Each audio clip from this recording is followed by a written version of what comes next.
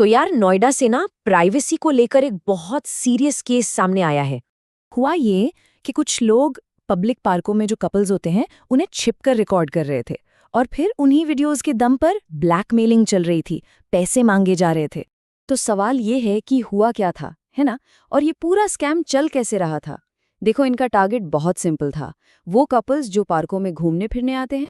मतलब सोचो, ये कोई भी हो सकता था। बिल्कुल आम लोग जो बस नोएडा के किसी पार्क में अपना टाइम स्पेंड कर रहे थे, कुछ भी इल्लीगल नहीं कर रहे थे। और अचानक किसी ने उनकी प्राइवेट लाइफ को बिना उनकी इजाजत के रिकॉर्ड कर लिया। तो अब समझते हैं कि ये ब्लैकमेलिंग होती कैसे थी।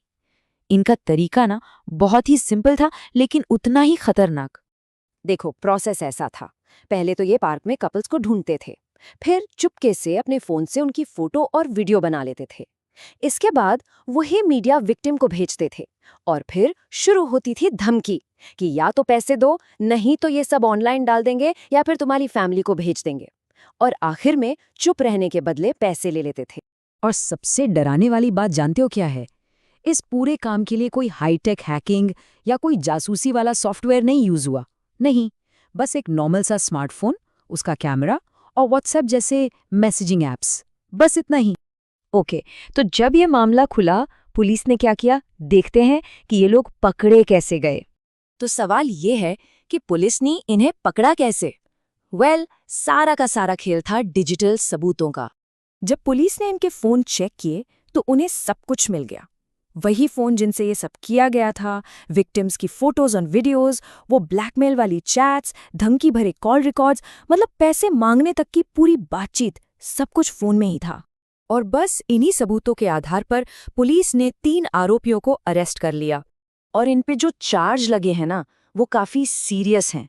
एक तो आईपीसी के तहत क्रिमिनल धमकी और जबरन वसूली का मामला, और दूसरा आईटी एक्ट के तहत डिजिटल मीडिया का गलत इस्तेमाल और प्राइवेसी भंग करने का। मतलब कानूनी तौर पे ये बुरी तरह फंस चुके हैं। और हाँ, पुलिस का कहना है कि इन्वेस्टिगेशन अभी भी चल रही है।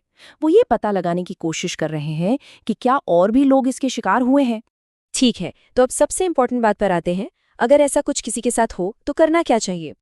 पुलिस की तरफ से एक क्लियर एडवाइजरी है। पुलिस का कहना है कि सबसे जरूरी चीज ये है कि ब्लैकमेल करने वालों की मांगों को बिल्कुल न माने, उन्हें पैसे तो बिल्कुल न दे, बल्कि तुरंत रिपोर्ट करें।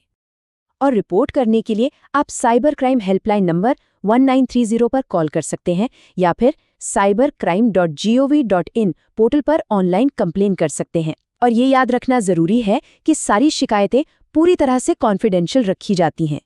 देखो, ये मामला सिर्फ नोएडा तक का नहीं है। असल में ये कहीं भी किसी के भी साथ हो सकता है। और एक बड़ा सवाल है कि पब्लिक स्पेस में हमारी डिजिटल प्राइवेसी कितनी सेफ है। तो सवाल यही है कि इस स्मार्टफोन के दौर में हमारी प्राइवेसी आखिर सच में सेफ है कहाँ?